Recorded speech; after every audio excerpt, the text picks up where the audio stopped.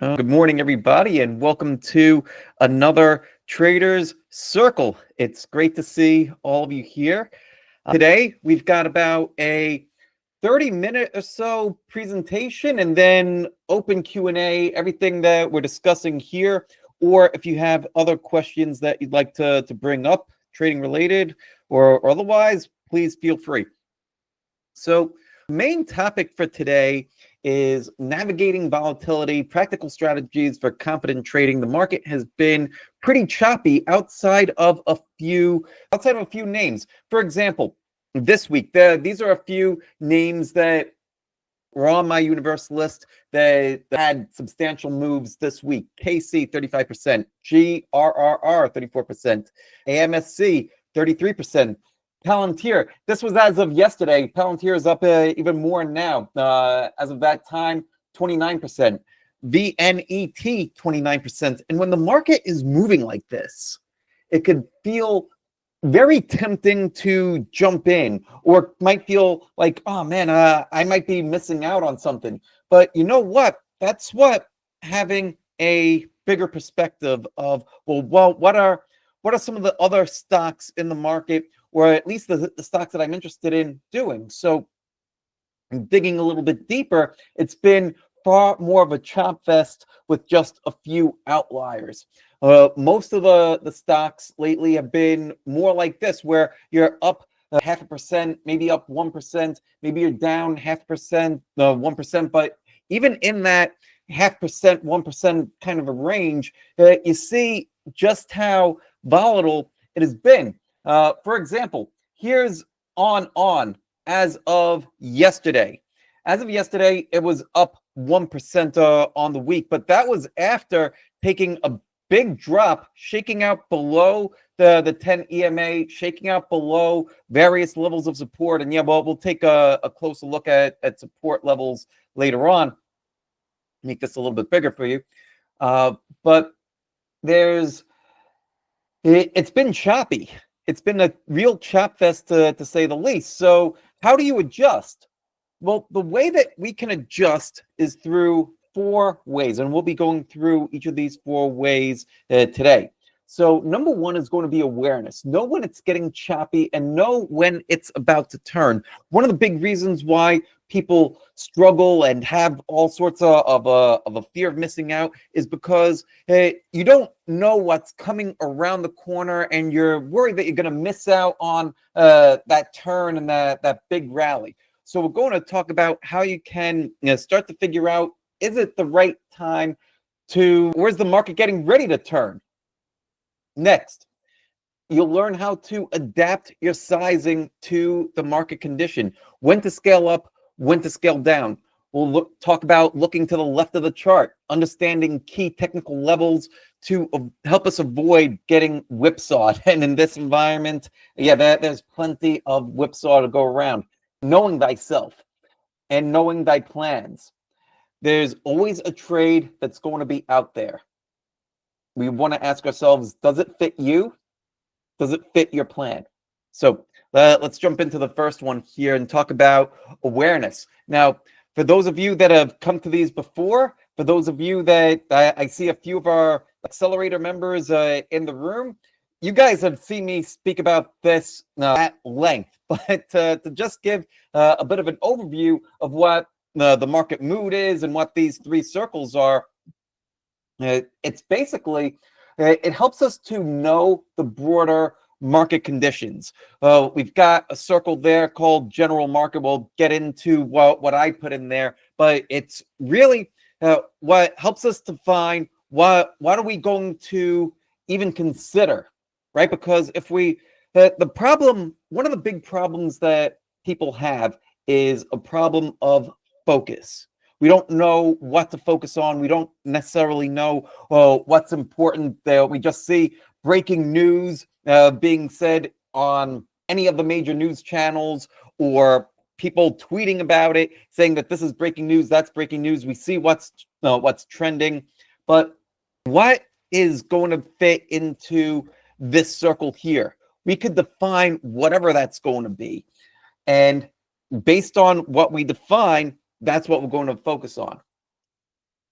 You want to know how your particular system fits within the general market. So how is your system performing? How are the stocks that you're interested in? How are those performing? That's going to give you some real great insight into the overall health, or what I call the mood of the market. And then finally, a good system will lead you to the best opportunities. So just simply taking a look at your own personal performance, that's going to give you great insight into the overall market conditions, and perhaps even more importantly than that, how you should be responding. Should you be betting a little bit heavier? Should you be betting lighter? Should you be aggressive? Should you not? All that's going to be answered just in these three little circles here.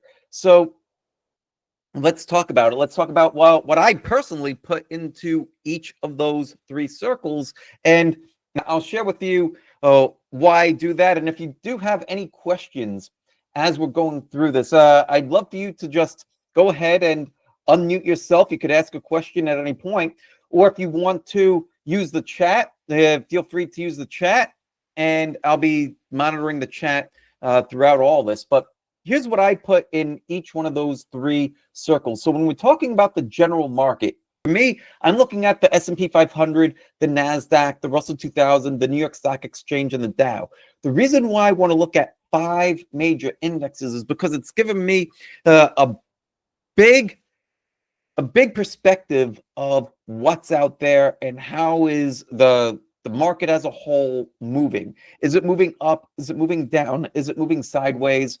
And there's certain nuances within each one of the indexes. Like the NASDAQ is a little bit more tech, a little bit more growth focused. The Russell is our small caps.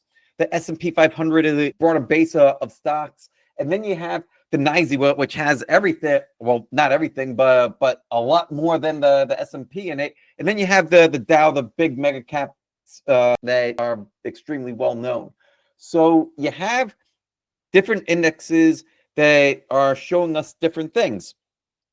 When they're all moving together, that's going to produce nice smooth trends.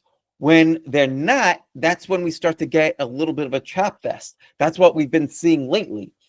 Something else that I'll look at in relation to the general market isn't just the major indexes on one time frame, but I want to look at them on daily charts, weekly charts, and monthly charts, because sometimes what will happen is that the one time frame will be very choppy, right? Like day to day. If we take a look at a daily chart, it'll be pretty choppy. But when we zoom out to weekly charts, when we zoom out to monthly charts, it's very difficult to identify, well, where's the chop? The problem, if we're only looking at a monthly chart, let's say, right? But let's say we just want to avoid chop altogether. The problem with only looking at the one is you're often late to the party, right? So if the market is topping out, you won't know it until much later on. So that's why if we are going to actively trade stocks, it's important to understand monthly timeframes, weekly timeframes, and daily timeframes. At least for me, that's what I'm putting in my general market circle. You feel free to put whatever you feel is best into your general market circle. Looking at distribution day counts over 25 days and over 10 days. A distribution day, it simply points to selling in the market, major institutional selling. So William O'Neill identified a distribution day as any down day in the market of at least 0.2% or more. And the reason why that's important is because when you start to stack up a bunch of those days, what he observed was that when you get too many of them, it tips the ship over and you sink. Now, you might either have a bit of a pullback, you might have market chop, you might have a deeper correction, or even a bear market if you get too many of them. But keeping track of distribution days over these time periods is important because it lets us know when there's the bigger players are selling, and we could take steps to mitigate our own actions.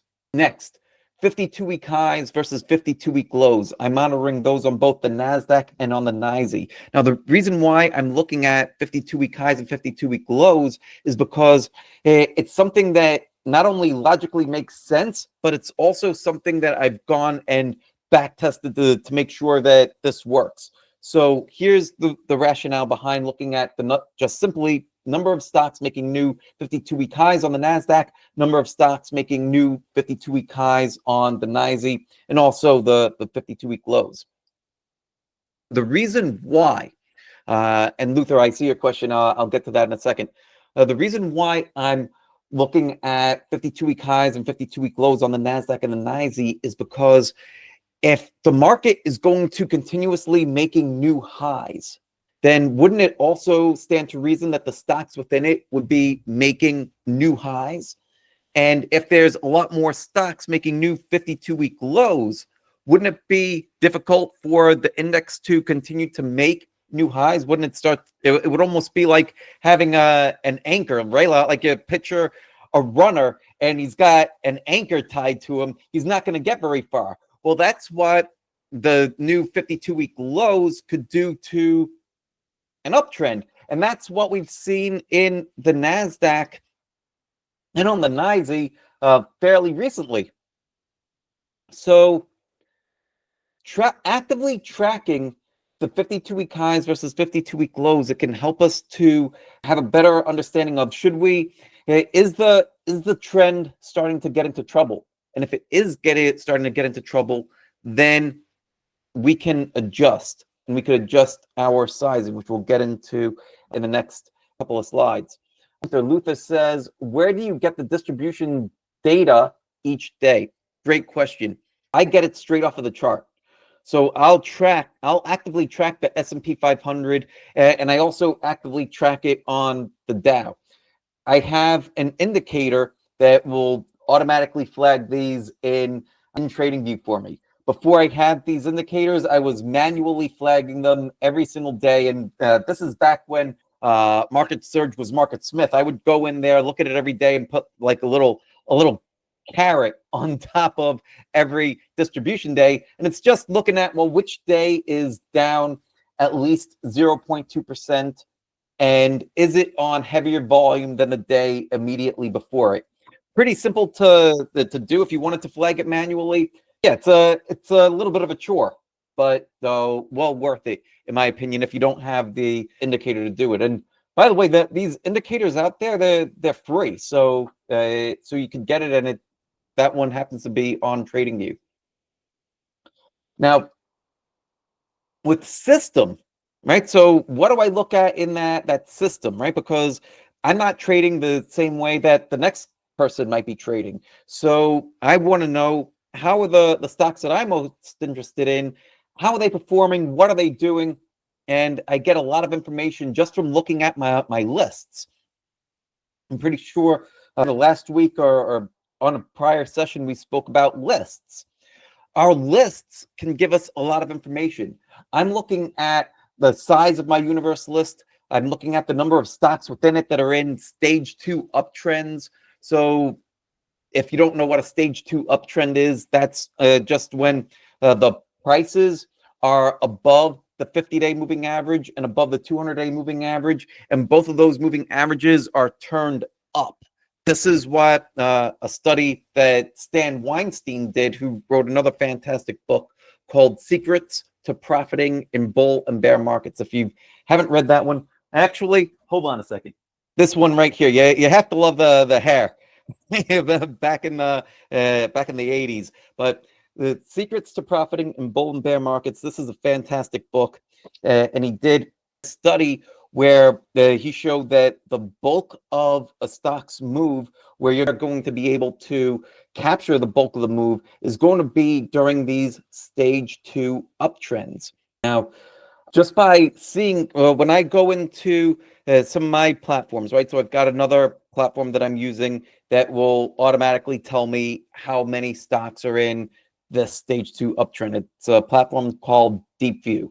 It's fantastic. You don't need to go out and run out and buy software or any of this kind of stuff. You could you could definitely flag all this kind of stuff manually. You could learn to observe this stuff as you're just flipping through charts on a free platform. Like TradingView has a free part of it. If it's a part of your broker and you have a list, you could put those indicators on, just flip through them, and if you know what a stage 2 uptrend is, and you do because I just told you, it's pretty simple. You could see, well, how many of them are in these uptrends, and that will tell you the strength of the stocks that are in your universe. I also like to know which groups are outperforming, which groups are underperforming, which groups are setting up. And I'll also look at the setup quantity, the quality, and the overall performance. And I'll look at that every single day. Sounds like a lot. And it is a lot, but it's not time consuming. Part of what we're able to do, and this is one of those things that really helped me out when I was trading part-time and trying to figure out, well, how am I going to take all this stuff that William O'Neill talks about in his book, How to Make Money in Stocks? How am I going to take all the stuff that all the guys at the New York City IBD meetup that were busy trading full time, how am I going to take the stuff that they're doing and make it work for me part time? This is how. It sounds like a lot, but when you get into a routine, when you define what it is that you're going to look at, then you start to build efficiency in running your routine, and the nuances of the stuff like a list will start to pop off the screen at you because you're running it every single day. Performance. So the number of wins, losses, and break even over the last 10 trades, that's going to be something that's important. It's something that's very important to me because as I start to get on a win streak, I know that the market is beginning to turn. How do I know that the market is beginning to turn? Because the market moves in waves. And so if I have a process that leads me to the best trades in the market for my style, then when I start to win, then that means that there's going to be a wave of them coming. So I'll start to bet a little bit heavier, and I'll take a look at, well, what's my average gain? What's my average loss? And depending on how much how far these trades are going, then that'll help me to adjust. Should I be letting them run further, or should I be pulling in the reins a little bit and taking gains quicker? So again, just from looking at our lists, there's so much great stuff in there. Okay, so number two, adapt your sizing to the condition. So if it's a red condition, right? So that whole thing that we spoke about earlier, it gives us a traffic signal. If it's a red condition, if we do all that work from what we just spoke about in here, if we do all of it and we figure out that it's a red condition, then the red condition is going to tell us to pump the brakes, trade small, if at all.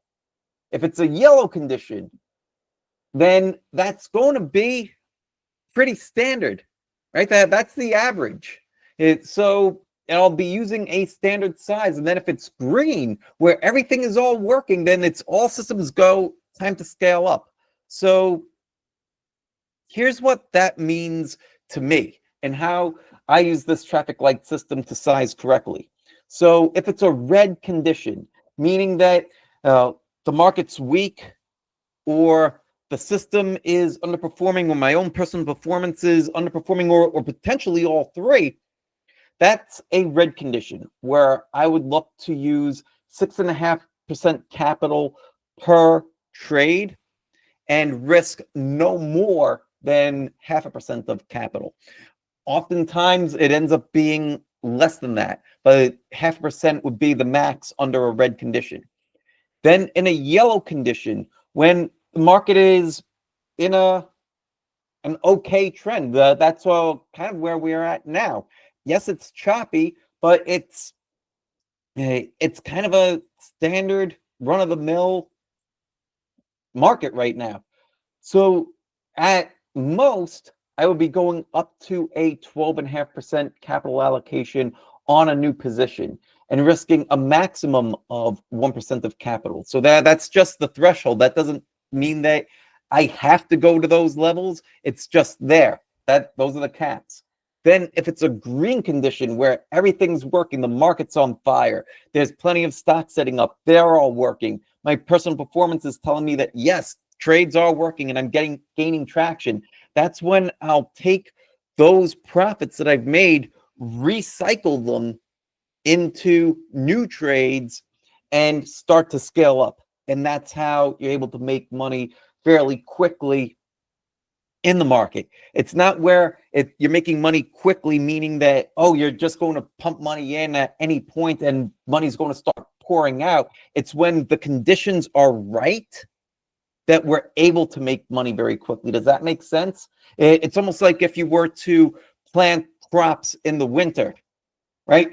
You're not going to grow anything in the winter. It's not the right time. But if you plant in the spring and then it's time for the harvest, then things start to grow very quickly during the growing season. Great. So that's what this whole traffic light system does for us. Question from Rao. Hi, Mike. Would you please explain the green condition meaning? What is 25% capital allocation max and 1.5% capital risk max? Sure. So a 25% capital allocation means that on a new trade, I would be willing to go up to a 25%, putting 25% of my capital into it. Isn't putting a quarter of your account into a trade a lot? It can be. And so how would you go about even doing that? That's where margin comes in. So if there's a trade that I'm eyeing and all the conditions are right, and this is an A-level trade, and I want to put more stocks into it or put more capital into it, then I would be willing to go up to a maximum of 25% capital allocation. And the risk part, that's the distance. So I would figure out, well, what's the distance between my entry and my stop? And given the percentage of capital that I want to put into it, how much am I going to be risking? So let's actually switch gears for a second, and I'll pull up the position size calculator on marrowwealth.com. So let's bring this over here. Okay, great. So you go over to tools, you click on position size calculator, and let's just say that you've got a $100,000 account, keep the numbers round, and we want to risk 1.5% of capital on this one, just to the maximum, right? And let's say that we're looking at a $50 stock. Let's say that our initial stop on this one, we've identified $45. Well, this is telling us that we would be putting on a position size of 15%, right? $15,000 is 15% of 100 grand. But let's just say that we found a tighter stop on a different trade where it would be 48. Now, all of a sudden, this is going up to 37.5% of capital. Well, one of the things that this position size calculator does, it lets us know when we're getting a little bit too aggressive. And it's flagging it as being aggressive because let's say that you enter this trade, it looks fantastic, it starts to move in your favor, and then all of a sudden the next day, price gaps against you. Well, in this scenario, it might hurt a bit if it does gap against you, even if it only goes below your stop by a couple of bucks. Why? Because it'll hurt a lot because so much of your capital, 37.5%, is invested in it. So in this case, I would start to say, all right, let's dial it back. Let's just risk 1% of capital. And oh, look at that. I could risk 1% of capital and put in 25% of my account. That's how I start to think about this calculator, my position sizing, how aggressive I want to be. If I'm being too aggressive, this calculator is very helpful. All right, so back to this here. All right, so number 3, look to the left of the chart. So looking to the left of the chart, well, what does that do for us? It shows us where support is, tells us where resistance is. It lets us know where supply and where demand is. So let's take a look at this chart here of DocuSign. And actually, I see that this thing is kind of zooming in on us. So I'll bring up a live chart of DocuSign, and we'll take a look at this one here over in TradingView. Right. So here's what looking to the left of the chart is able to do for us. So when I was initially looking at this, I was looking at this stock the other day, and I was thinking about potentially buying it if it could break above this descending trend line here. It actually looked halfway decent at first glance. Price had a pretty strong run up. It pulled back to the 50-day moving average. Then it ran up, and it's been consolidating. And I was thinking, well, if price could get above the trend line, then it could be potentially strong move out of the gate. Next, whenever I look at and identify a trade, I don't just put my money right in, or I don't just start drawing up a plan. I want to stress test every trade. So how do you stress test a trade? The way that I do it, I look at it across multiple time frames. So I'm looking at a monthly chart, a weekly chart, a daily chart, and a 30-minute chart. And so what this is going to help me do is figure out, are there points of resistance on here? Are there other points of support? Well, where's the supply? Where's the demand? So if I'm looking at the monthly chart over here, and I've got that dotted line, well, what I'm calling the pivot, right around where I would look to enter it, I was considering $98.10. Well, in this case, getting above $98.10, I would very soon run into the prior week's high. That's something that could offer a bit of resistance. But if I take a look over here at the monthly chart, I noticed that, I'm not just hitting weekly resistance, I'm also hitting monthly resistance from January. And if I go back further, there's more supply way back here. And not only that, price has run very far from, from September to now, and is still consolidating up here. So this could potentially be considered extended, even though prices on the weekly time frame and even on the daily time frame are starting to consolidate. And that's something that I'll consider. Then something else on here. Take a closer look at the daily time frame. The price action was starting to get a little bit wide and loose, right? So price had a pretty good breakout over here, and then it consolidated, but the price action bars itself are a little bit wide and loose. What's that mean, and how do I tell that this is wide and loose? Because if I'm going to enter here at $98.10, I need to also think about, where am I going to place my stop loss?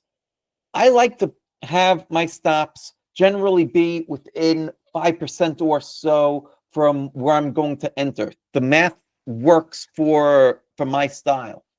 In this instance, if I wanted to have my stop be in the realm of 5% or less, I would need to have it right Wednesday's low. That's no good. The reason why it's no good is because of what we spoke about earlier. Remember earlier we spoke about general market conditions and systems and all that stuff? Well, if I did that part first, and I'm seeing that, you know what, we're actually in a pretty choppy environment, should I be taking a trade where the stop loss is kind of sort of in no man's land? Because if I wanted to have my stop below support, it would be over here. Why is this support? Because this was a level that was tested and price recovered from, and that makes for a better stop, versus this over here where it's still within the general price structure. Does that make sense? But if I wanted to put my stop loss down here, then I would be looking at roughly a 7% stop, which is a little bit wide. Something else that I'm observing on this particular chart, the moving averages are a little bit fanned out. You notice how they were all nice and tight and coiled down here when price initially broke out? Well, now they're all fanned out. So I don't have the what you might call a moving average rope holding it. It's more like a moving average string because they're all fanned out. You have the 5, the 10, the 21, you can see them pretty clearly. Back here, they're all knotted together like a rope and you can't see them. That makes for a stronger level than these. So what happened? Well, in this case, price did break out and it failed immediately. And so far, price is still holding this low, but not taking this trade was the right move. Question from Luther. So you would put 100% of your capital in the market at one time? Yes, I would. I would put 100% of my capital in the market, but not just in one stock. I'd be on margin. There were times last year when I was on margin. There were some very hot periods in the market last year. The best ones for me were in June, I want to say October, November, or September and October. Yeah, trades were started in September and they carried through to October and even into November, because that's what happens with the strongest trades. The strongest trades will continue to perform, hold levels, and not give you a reason to sell. So number 4, know thyself, know thy plan. So everybody knows Michael Jordan. Here's some of Michael Jordan's big stats, right? 6 NBA championships, 6 NBA final MVPs, 10 scoring titles, career points per game being the highest in NBA history, and the list goes on and on and on. There's a lot more that I could have thrown on here, but I didn't have room enough on the slide. So my question to you guys, where was his focus when he was doing all that stuff? Where was his focus? Where do you think his focus was? Where do you think Michael Jordan's focus was when he was winning all those accolades? And Daniel says in his practice time, okay, mental work. All right. And when was he doing that stuff? Do you think that his focus was on himself? Focus on what it takes to win. Focus on the team. Do you think that his focus might have been on executing? Right? So I used to think that his focus would have just been on executing. And I've heard this explained from a number of people and psychologists that I admire, that when you're in the game, like if he's thinking about his team or his other players or even on himself, right? Like thinking that I'm the man, I can do this, then he's not focused on what he's supposed to be doing. In the game, he's focused on hitting the basket or blocking the shot or finding the open man to pass to. But I think that it goes deeper than that. I think that the real answer is both, but at separate and dedicated times. So what does that mean? That means to know thyself. There is a time for us to focus on ourselves. When we're doing our post-analysis, when we're trying to continuously improve, when we're doing continuous education, when we're setting our goals, these are times when we're trying to figure out ourselves what kinds of styles are going to work for us, how are we going to develop a routine that fits our lifestyle, that fits our goals, what we're trying to accomplish. All that is time for us to focus on ourselves and what we're going to be doing, all in this improvement and even the planning process. And then later on, right, we also need to know thy plan.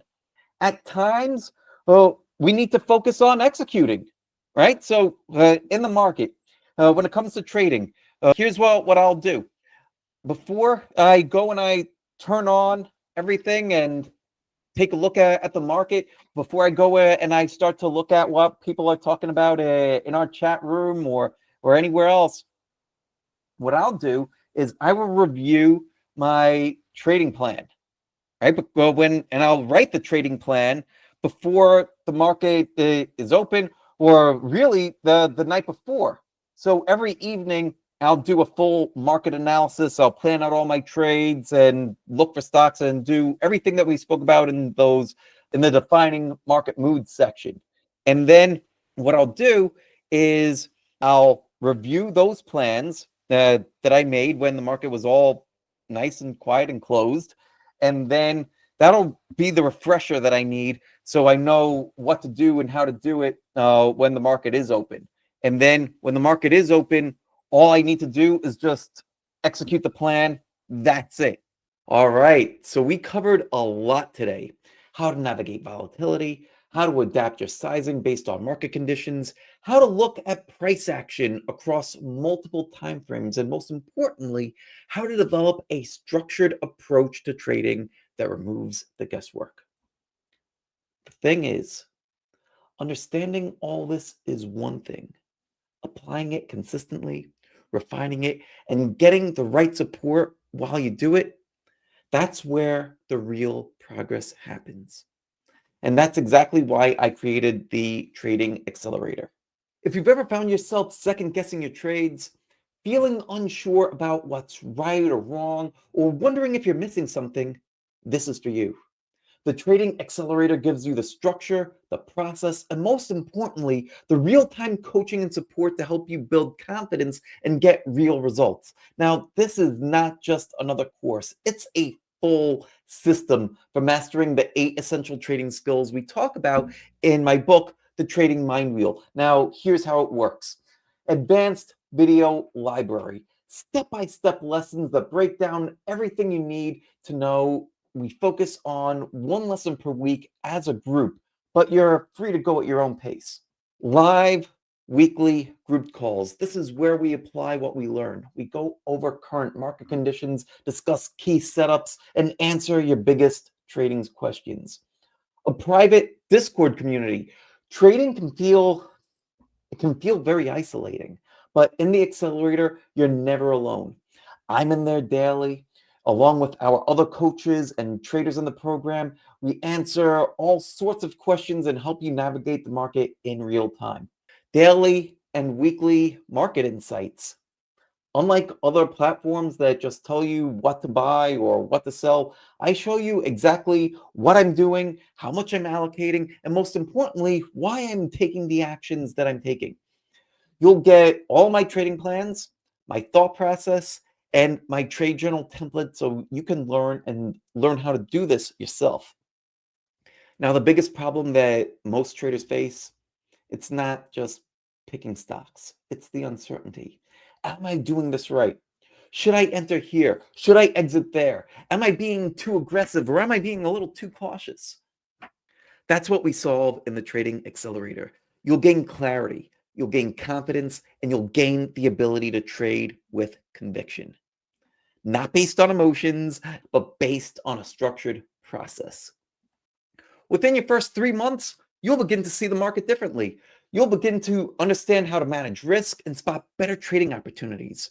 At 6 months, you'll have a solid journaling and post analysis routine so that way you could continuously improve. And within a year of dedication, you'll have built serious trading skills that put you in control. So, what's the investment? It's just $97 per month. And you can save 2 months by getting the yearly plan for $997. And I want you to feel 100% confident in your decision. That's why we have a 90-day satisfaction guarantee. If you join and realize, you know what, this isn't for me, I actually want you to request a refund. No hard feelings, but to be honest, you'll know within the first couple of weeks if this is exactly what you've been looking for. Now ask yourself this: are you happy with where your trading is today? Are you okay with being in the same place 6 months from now? If you're able to answer yes to both of those questions, then this program probably isn't for you. But if you did say no to either one of those questions, and you're finally ready to get this right and make some real progress, if you're serious about improving, then there's no reason to wait. The link is in the video description, or you could even scan the QR code on the screen. Just scan it, sign up, and I'll see you inside the accelerator. And if you still have questions, just shoot me a message. But if you've been waiting for a structured, no BS approach to trading success, this is it. I look forward to working with you.